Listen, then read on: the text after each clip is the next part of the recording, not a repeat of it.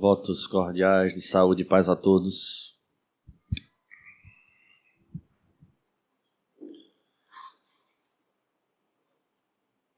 Apesar de neste momento nos encontrarmos em uma fase de certa conturbação, que geram conflitos dos mais diversos,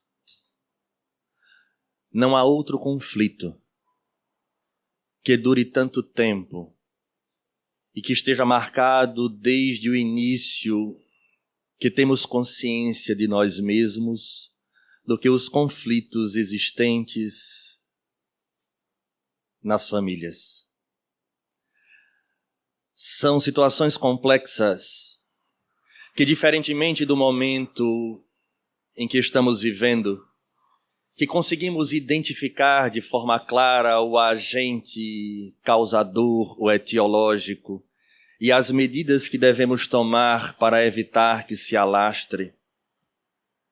Já não guardamos a mesma lucidez quando as situações em famílias surgem e buscamos de alguma forma as causas das mais diversas, procurando um ponto-chave que seja para resolvermos a questão.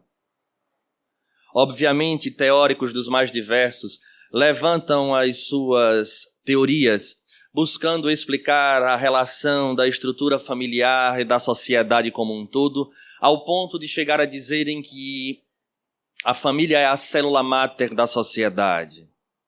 E no momento em que essa célula, ela transforma-se ou muta-se, e essa mutação tem a ver com perda e mudança de determinados valores, a família adoece. E quando ela adoece, sendo ela uma célula e que se multiplica através dos filhos, num processo geométrico, numa progressão geométrica, cedo ou tarde, a sociedade também apresenta os mesmos sintomas, tornando-se cíclica, porque da mesma forma, a sociedade adoentada interfere ou contamina aquelas famílias que estão vindo, de tal forma que vira um processo cíclico, onde buscamos identificar essa causa e, obviamente, conhecendo a causa e anulando, chegaremos à condição do equilíbrio, que será representado pela saúde da inter-relação humana dentro desse instituto sagrado chamado família. A situação de fato é complexa e é necessário nós partirmos de algum ponto, e Joana de Ângelis nos convoca a fazer uma análise de que o início desse instituto chamado família começa com o processo de conhecimento no que nós chamamos em nossa sociedade de namoro. E é exatamente aí que nós elegemos o ponto para essa análise, para entendermos que de fato o problema em si encontra-se no indivíduo, mas em outros fatores que só a doutrina espírita pode, através dos seus princípios, contribuir para um amadurecimento deste ser, para que estes processos que elegemos a fase de conhecimento, o namoro, se torne saudável, para que a família que venha a posteriori também apresente a mesma característica. No entanto, os indivíduos também andam doentes, porque pela falta de um sentido de fato existencial digno, nós vamos sendo levados pelo contexto dessa sociedade que nos convida a vivermos sem vínculos, quando na verdade o que mais desejamos é afeto, e por conta disso, vamos aqui e ali com experiências diversas, e por conta disso, com medo da solidão muitas vezes, e de outros fatores, inclusive das famílias que nós já advimos, numa busca sem percebermos de fugirmos da realidade em que nos encontramos, optamos por sairmos de casa de forma rápida. Não temos nessa fase do namoro a possibilidade da análise para fazermos a distinção entre sensação e emoção. Distinção essa que nesses dias contemporâneos se torna muito difícil porque atropelamos algumas etapas que faz com que obnubile de alguma forma a nossa consciência, para que mais tarde venhamos a despertar no verdadeiro pandemônio, trazendo consequências severas, onde precisamos de fato refletir com mais profundidade.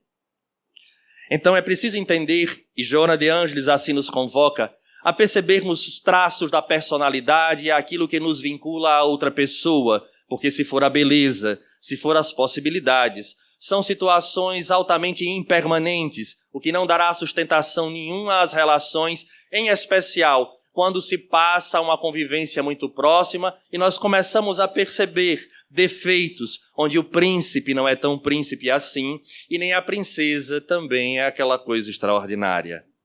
Quando nos vinculávamos à juventude, muitas vezes dizíamos aos nossos jovens, é bom chegar antes da hora marcada. Marca um encontro, diz que vai passar na casa da pessoa para levá-la ao cinema.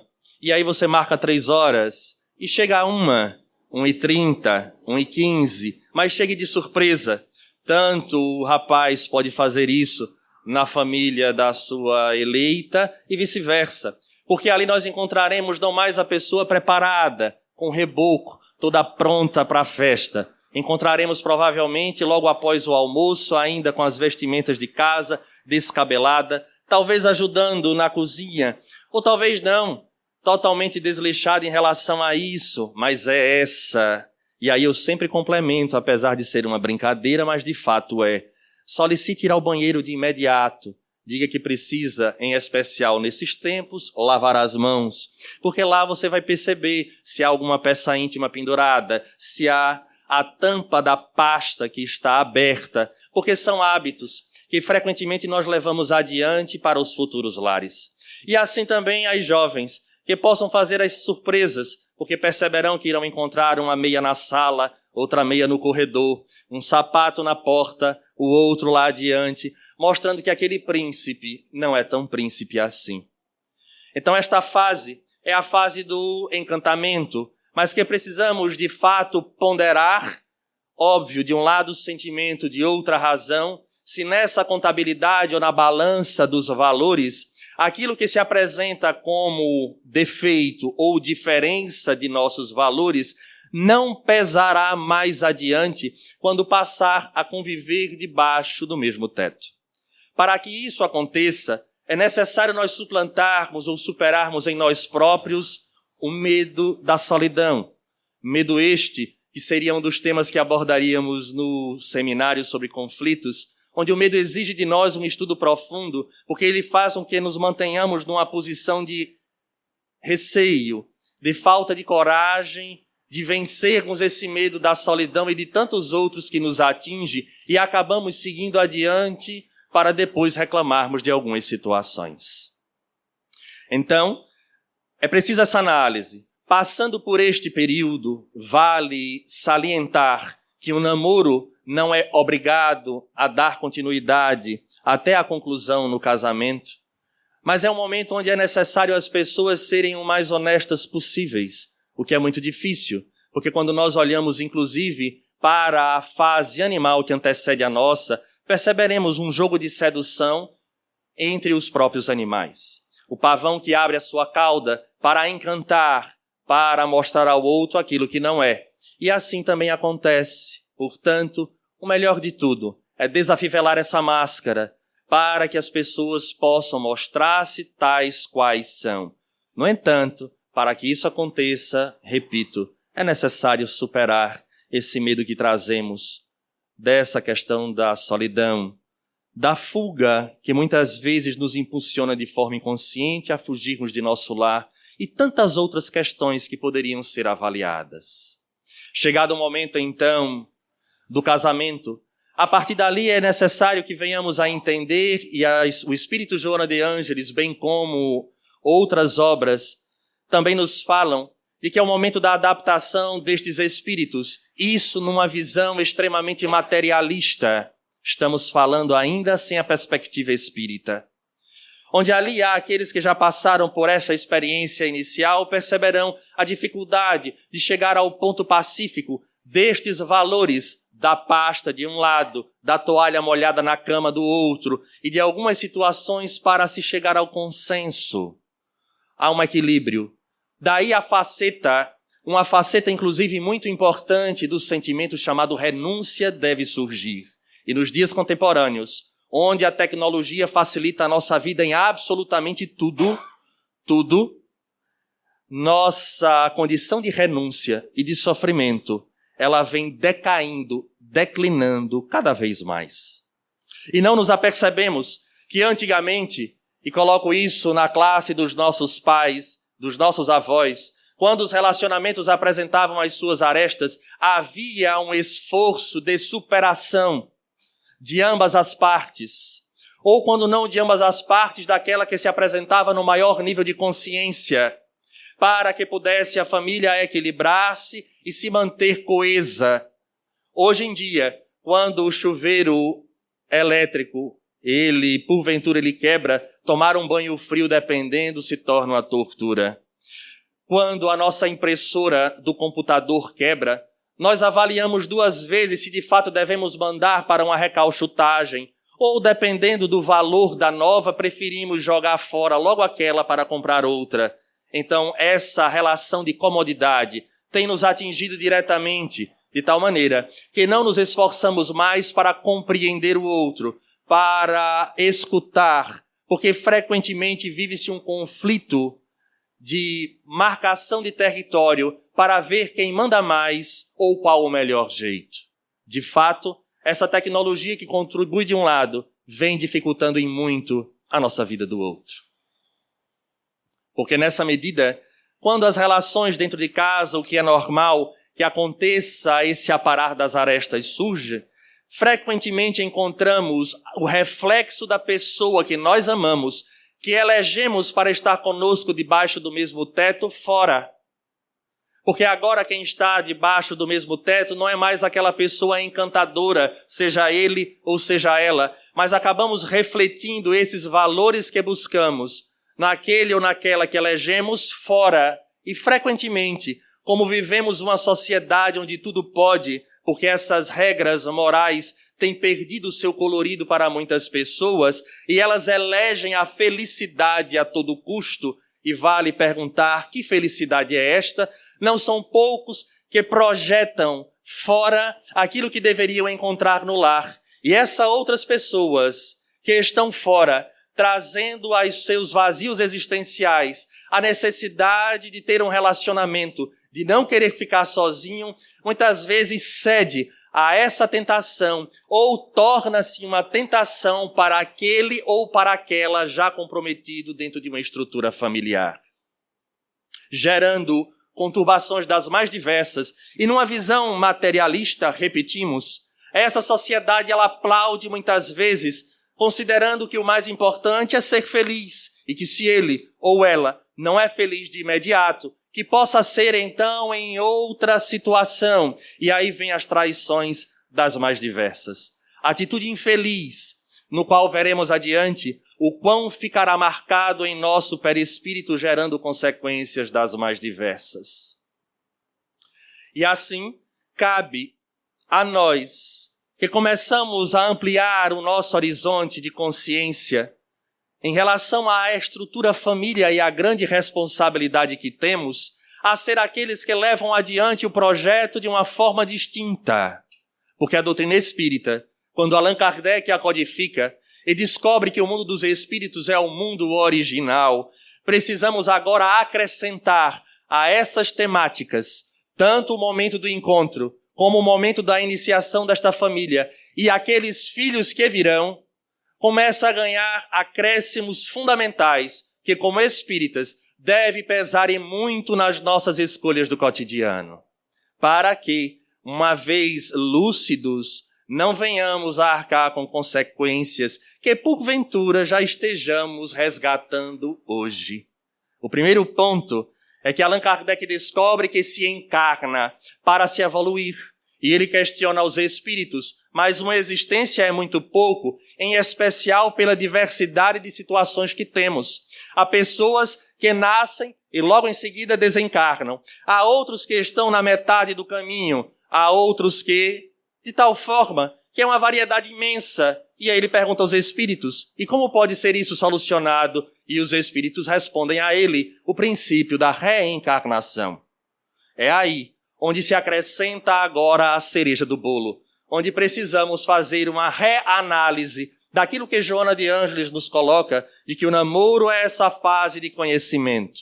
Não dizemos que ela está equivocada, estamos dizendo é que a partir da ótica espírita, todas essas etapas, elas ganham um colorido diferente. Logo, um peso sobre os nossos ombros, completamente distinto daqueles que têm a visão apenas unicista, de que a vida é agora e precisamos curti-la e sermos felizes o quanto pudermos, ou tomar do vinho, ou seja, do que for, até o roncar da cuíca. Aproveitar ao máximo. Ora, na hora em que há a reencarnação, todos estes fatores, então, são precedidos por uma coisa chamada planejamento reencarnatório. Novamente, voltaremos a um ciclo. Porque quando se fala em planejamento reencarnatório, é necessário agora pensarmos num ponto de partida. E o ponto de partida fica difícil nós elegermos um de maneira exata, porque todos aqui presentes, sem exceção, inclusive nos dois planos da vida, tiveram um ponto de partida num contexto familiar. Vamos olhar para o nosso hoje, o de agora.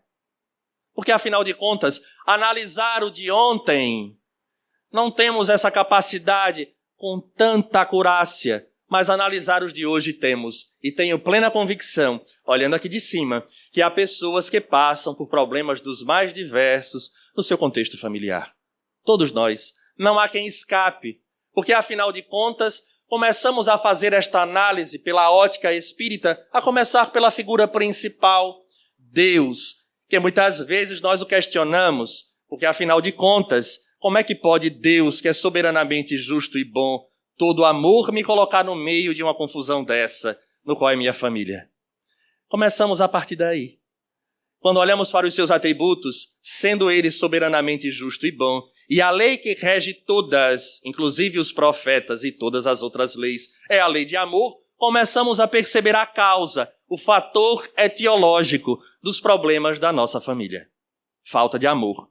Mas é tão fácil, Alisson, dizer isso? Não, em nenhum momento. Afinal de contas, até hoje eu procuro no Evangelho alguma coisa que seja fácil, porque eu sempre encontro porta estreita, carregar a cruz, renunciar a si mesmo. Eu procuro essa tal felicidade no Evangelho e não encontro. Mas a gente passa a entender por que não. Porque, de fato, a felicidade é a superação dessas situações. É o reatar de laços, não só com as pessoas, mas, acima de tudo, com a consciência, que é onde está escrita as leis divinas. Então, para começar, vamos iniciar do começo, literalmente. Deus é soberanamente justo e bom. Sendo ele justo e bom, quando nos encontramos na erraticidade ou no mundo espiritual de forma transitória, nos preparando para o retorno, é feito um estudo do nosso histórico pregresso, somado inclusive à força que trazemos nos nossos ombros, ou forças morais, para que, diante de tudo aquilo que já acumulamos de negativo com aqueles espíritos, possa ser mensurado e feito um planejamento para que dê certo, por incrível que pareça. E alguém pode dizer, Alisson, para dar certo como? É porque você não conhece a minha família. Mas acreditem, Deus não erra. Então aquele planejamento foi feito, e aí vamos encontrar obras diversas, desde Missionários da Luz a temas da vida e da morte de Manuel Filomeno de Miranda, que falam deste projeto da reencarnação dentro de um núcleo familiar, onde apresenta aquilo que se faz necessário para o reatar desses laços. Mas quando falamos em reencarnação, frequentemente nós ligamos a ideação ou a ideia de resgate, de aprendizado, para com a pessoa que eu tenho, ou para com a pessoa que eu irei me relacionar. E eu gostaria de abrir um parêntese, porque esta análise que faremos da reencarnação, ela também nos fala diretamente sobre este momento que passamos em termos de coletividade. As pessoas têm uma ideia equivocada, pensando que essa relação de lei de causa e efeito, ela é pessoal. Mas ela não é bem assim. Inclusive, há pouco passamos por um momento onde se falava dos carnavais, onde o ideal é não ir, e escutamos mensagens de Emmanuel, Manuel Filomeno de Miranda, Joana de Ângeles, inúmeros espíritos que dizem não é o ideal, porque às vezes é um ato que vai gerar consequência por séculos. E eu já vi pessoas olhando e dizendo assim, mas eu não sei por que eles dizem isso. E agora vem o entendimento da reencarnação, para que a gente entenda esse reflexo sobre a sociedade, logo sobre a família. Quando nós agimos, há consequências. Quando eu ajo mal com alguém, eu gero um débito com a lei, não necessariamente com a pessoa. Se essa pessoa, por sua vez, supera, perdoa, ela de alguma forma se liberta, porque seria uma baita injustiça a pessoa ter que repetir a experiência comigo, tendo uma vez ela optado pelo processo do perdão. No entanto, como nós estamos num planeta de provas e expiações, perdoar, tolerar, esquecer, ou pelo menos suportar a outra pessoa, não desejar mal a ela, é algo muito difícil. Frequentemente nós vibramos nesta onda.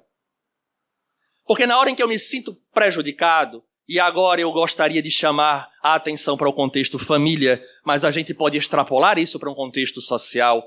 Quando uma pessoa abandona uma família, por exemplo, num processo de uma traição, agora aquele que traiu, ele não deve à esposa. O complexo se torna muito pior, porque tudo aquilo que há de vir deste fenômeno será necessário o indivíduo reparar.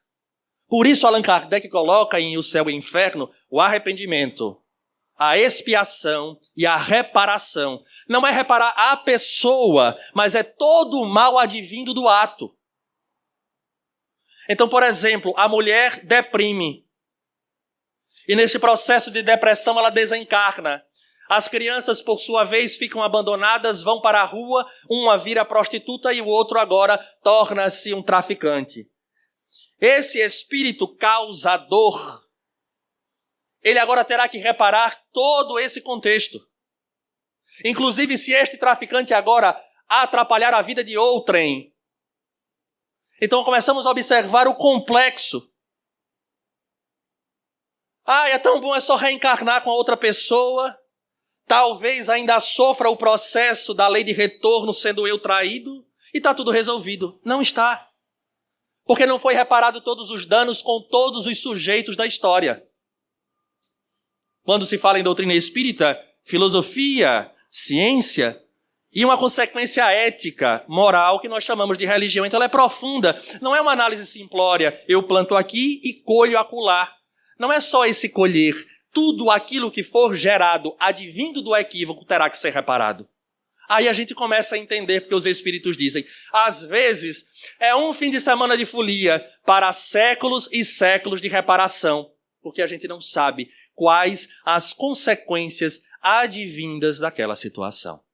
Ora, agora nós olhamos para um contexto social. Apresenta-se um vírus deste porte que devassa, que nos coloca em situação de alerta, mas Deus é soberanamente justo e bom. Há um planejamento, porque Jesus está no leme.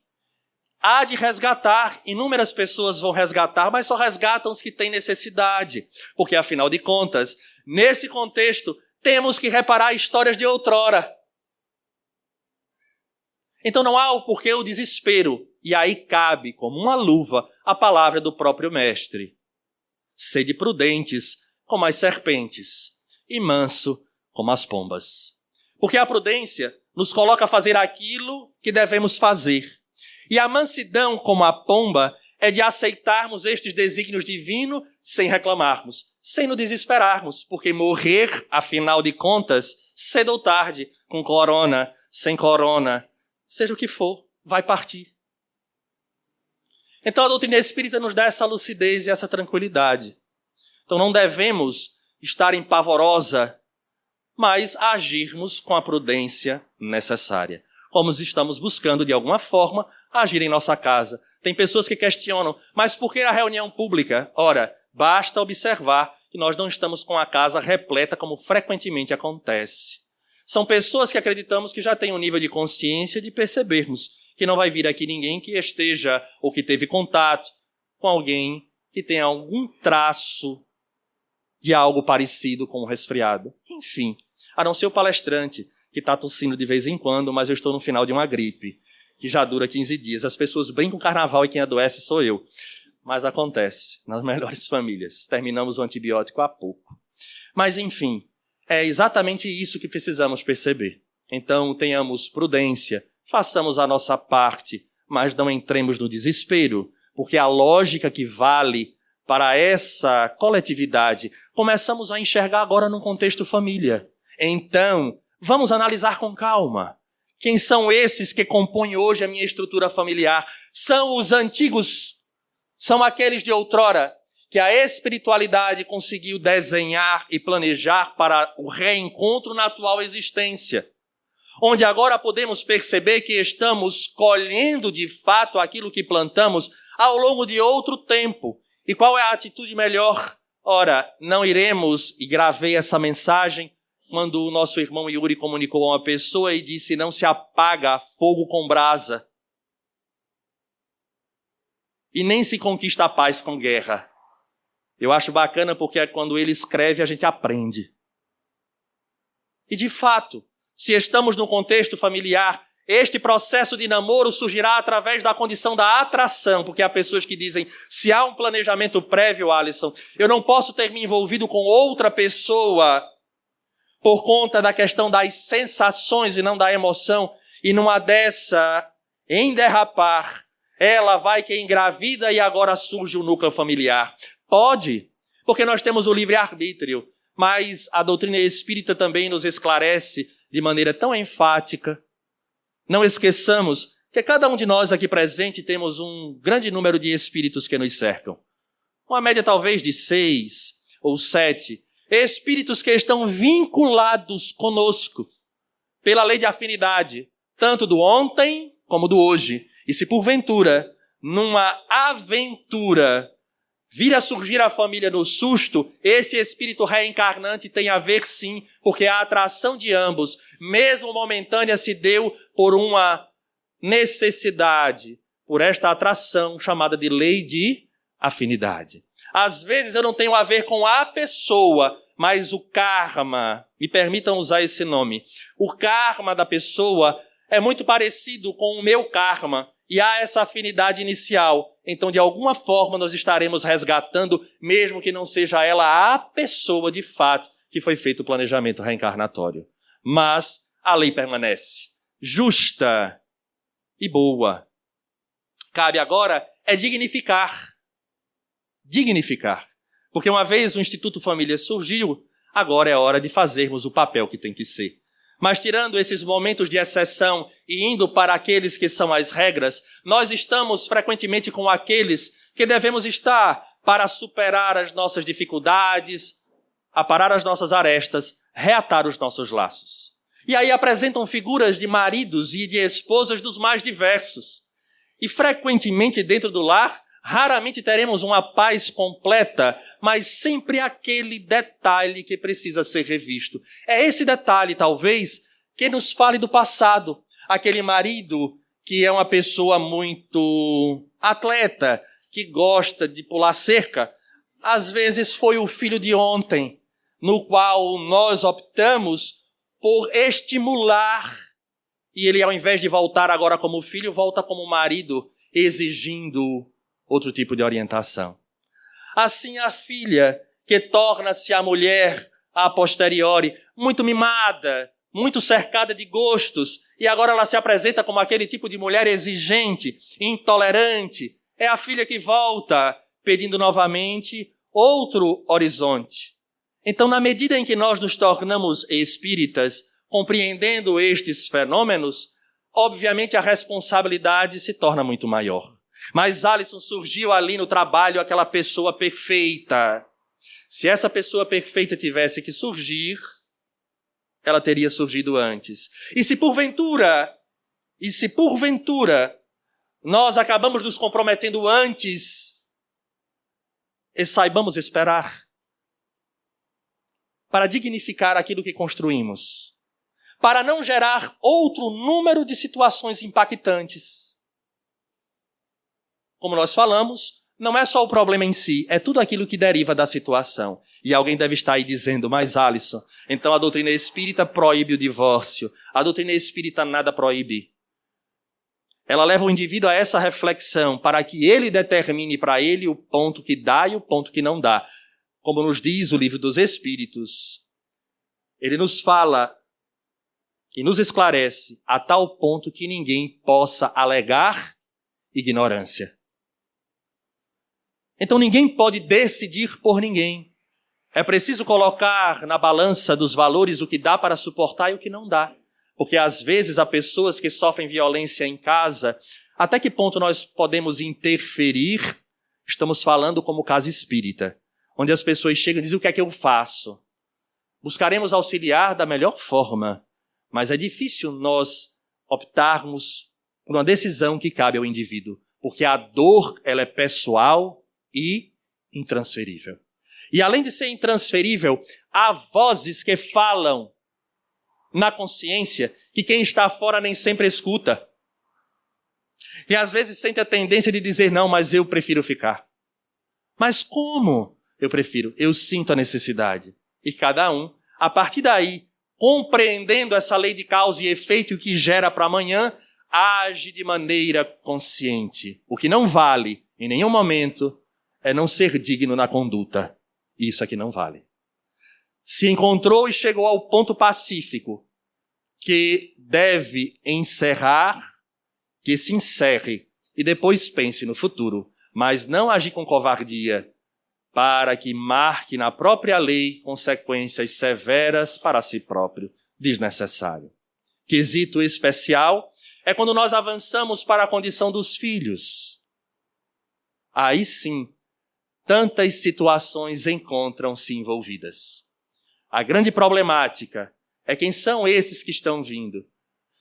E aí se cria todo um preparo da estrutura do lar.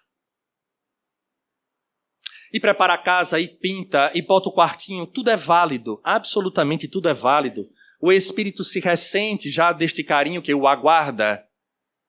Mas outra preparação deve ser feita para aqueles que são pais, em especial pais espíritas.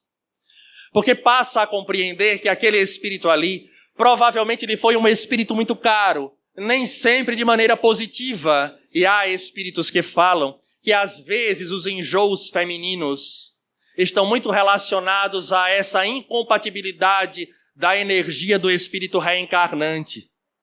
Há aquelas que passam mais mal, é porque às vezes o espírito ele não é tão afim assim. Não estamos querendo dizer com isso que isso é uma regra. Estamos dizendo que há uma possibilidade, onde espíritos comentam esse detalhe. Então, desde cedo, a mulher torna-se médium por 9 meses, acompanhada por um espírito. E a partir daí, se ela é médium, deve portar-se como tal, dignificando a possibilidade de ser intermediária dos espíritos. Nada de vícios, evitar determinados lugares. Mas, Alisson, o corpo é meu. É não. Se fosse, nós não estávamos agora com medo do coronavírus, porque a gente dizia: no meu corpo ninguém entra. Porque é meu, eu decido quem fica e quem não fica, quem pega e quem não pega. Não é. É um empréstimo. Devolveremos à terra porque dela recebemos. Então, na verdade, passa a ter e deve ter esta conduta, entendendo que é um espírito. E aí vem a responsabilidade dos tutores. E essa responsabilidade dos tutores, eu gosto muito de ouvir do próprio Evangelho, quando ele coloca no capítulo Honrai o vosso pai e a vossa mãe, a ingratidão dos filhos e os laços de família. Isso se o iPad ajudar. Senão eu vou ter que improvisar aqui embaixo. Mas ele está demorando, um minutinho. Nunca confie na tecnologia. Até porque a lei de Murphy diz que frequentemente vai acontecer o quê? Vai falhar exatamente quando você precisa. Não é assim, né? 2, 3, 3. Vamos lá.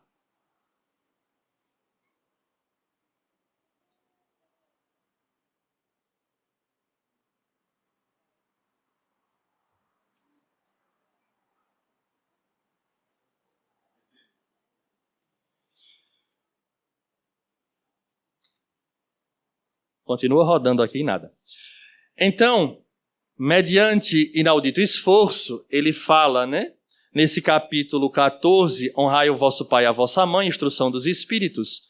Ele vai falando desses espíritos que estão lá e que querem voltar. Então, mediante inaudito esforço, conseguem tais espíritos observar os a quem eles odiaram na terra. Ao vê-los, porém, a animosidade se lhe desperta no íntimo, revolta-se a ideia de perdoar e ainda mais a de abdicarem de si mesmos, sobretudo a de amarem os que lhe destruíram, quiçá os haveres, a honra, a família. Eles hesitam, vacilam, agitados por sentimentos contrários. Se predomina a boa resolução, oram a Deus, imploram aos bons espíritos que lhe deem forças no momento mais decisivo da prova. Por fim, após anos de meditações e preces, o espírito se aproveita de um corpo em preparo na família daquele a quem detestou e pede aos espíritos incumbidos de transmitir às ordens superiores permissão para ir preencher a terra os destinos daquele corpo que acaba de formar-se. Qual será o seu procedimento na família escolhida?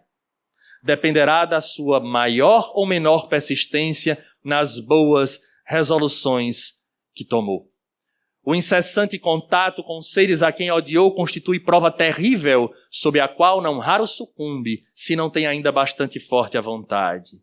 Assim, conforme prevaleça ou não a resolução boa, ele será o amigo ou inimigo daqueles entre os quais foi chamado a viver. E como se explicam esses ódios, essas repulsas instintivas que se notam da parte de certas crianças e que parecem injustificáveis? Nada com efeito naquela existência há podido provocar semelhante antipatia.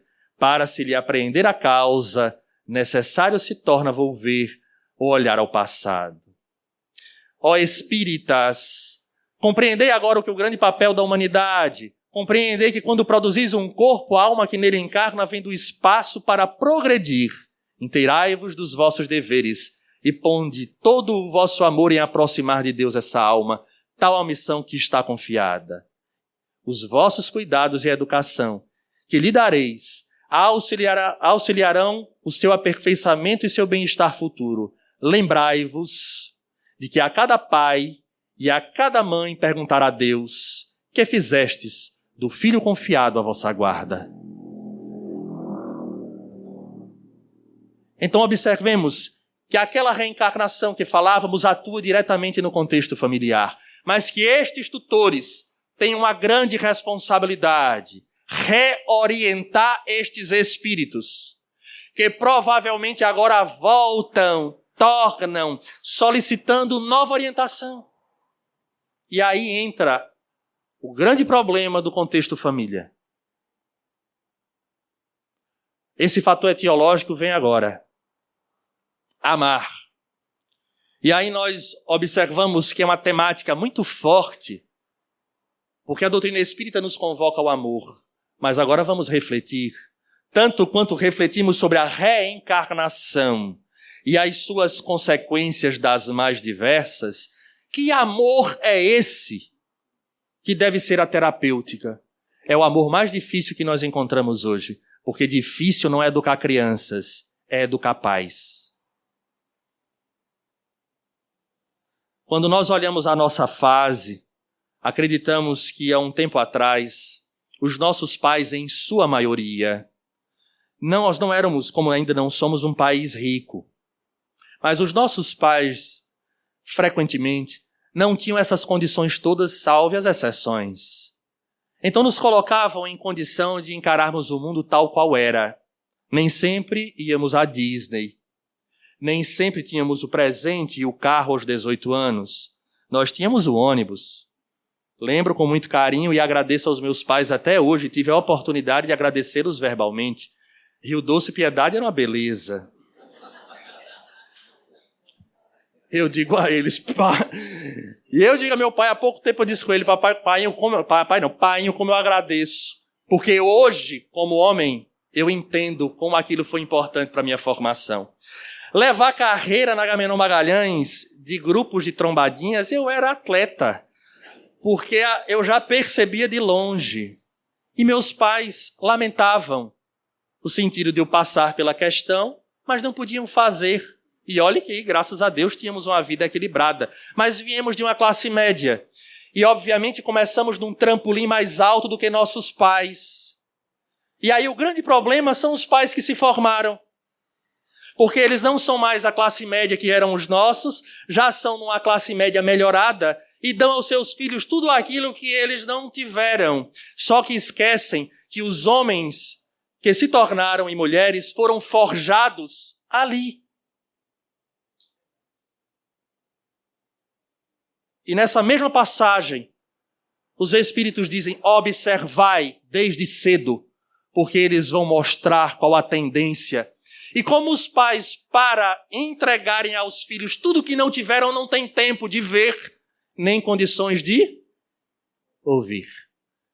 E perdem os seus filhos das mais diversas formas. Eis a questão, o grande desafio nesse contexto chamado família. Entender que amar é exatamente aquilo que Deus faz com cada um de nós. Quem aqui acha que Deus não nos ama porque encontra-se agora um vírus assombrando a humanidade? Quem acha que Deus não nos ama porque temos agora um problema de saúde X ou Y, que talvez venha a dificultar nossa existência ou até mesmo exterminá-la? Ainda assim acreditamos no amor de Deus. Porque o processo educativo nem sempre se dá pela forma que nós achamos. É o não que nos incomoda. Quando olhamos para esses pais hoje, o não é algo que dói na carne. E meus pais diziam, meu filho, dói dizer não, mas é preciso. E hoje, como eu agradeço tantos nãos que eu já levei. Porque quando a gente amadurece como espírito, ou busca entender como espírito, a gente percebe que viemos no contexto familiar, naquela estrutura social necessária para o nosso adiantamento. Nada de revolta. Se porventura, então, temos uma família onde o meu pai ou a minha mãe não são aqueles que eu esperava, porque eu nunca fiz nada com eles, mas eles me odeiam, é bom repensar. Porque se nós temos hoje a capacidade de percebermos, inclusive, que de alguma forma achamos que eles nos odeiam, foi exatamente a porta aberta da reencarnação que eles nos deram para termos a oportunidade de olhar para ele e dizer, você me odeia. Se hoje nós estamos aqui no Jefa, cada um com seus respectivos filhos, ou parceiros ou parceiras, e ainda assim temos algum tipo de rancor voltado a estes que nos geraram a existência, tenhamos pelo menos a dignidade de dizer, se eu encontrei alguém que eu amo, se hoje eu tenho uma família, eu devo àquele que me deu a chance de ter, de vir à Terra. Por isso o Evangelho, numa felicidade ímpar, não fala em amar pai e mãe. Porque às vezes, sabendo da reencarnação, trazemos aquele sentimento que acabamos de ler. Mas ele diz, honrar pai e mãe, porque isso é um dever. E a reencarnação, abrindo essa possibilidade para nós entendermos tudo, a responsabilidade maior agora é nossa. Saibamos ser gratos. Façamos a nossa parte, mesmo que porventura eles não tenham sido tudo aquilo que nós quisermos que eles fossem. Não esqueçamos que isso faz parte desse nosso passado.